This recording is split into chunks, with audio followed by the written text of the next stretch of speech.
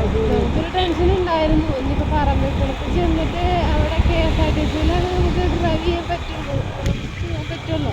Drive ചെയ്യാനില്ല, വണ്ടി അവിടെ പാർക്ക് ചെയ്യണം എന്നാണ് കേട്ടേക്കണേ. അവരുടെ ബസ്സാണ് അതിന് വേണ്ടിയിട്ടുള്ളത്. പക്ഷേ അതിൽ അവർ മഴയാണെങ്കിൽ ഷട്ടർ ഇട്ട് കഴിഞ്ഞാൽ കഴിയും.